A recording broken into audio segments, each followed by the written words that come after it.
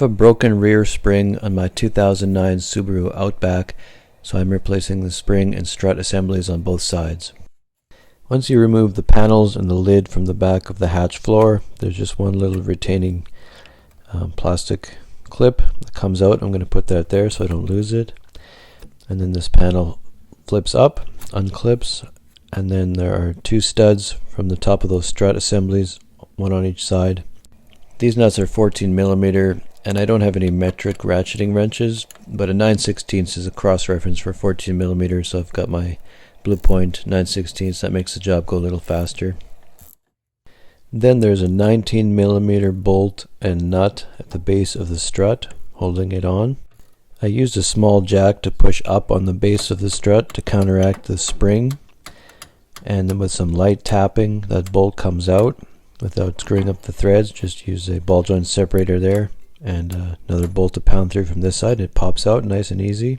And as I lower that jack, the whole strut assembly comes out in one piece. You can see those two bolts on the top, those 14mm. I picked these ones up from rockauto.com. I'll put that link in the description. They look identical to the ones that came off, which I'm assuming are the original struts that would be 12 years old. The only difference I can see is that the nut they included, it threads on there, is a 15mm instead of a 14mm, and my 5/8 gear wrench isn't going to fit on there. Unfortunately, that cross reference doesn't quite correspond, so I'll just have to use that 15mm to tighten those up without my ratcheting end.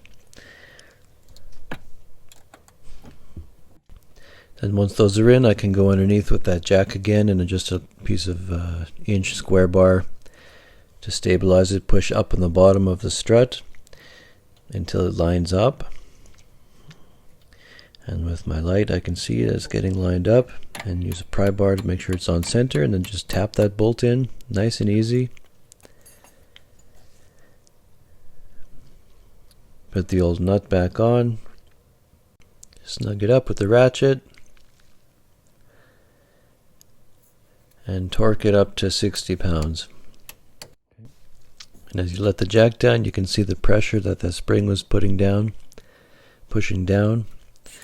And I'll just run those nuts on and torque them up to 90 pounds, and we're good to go.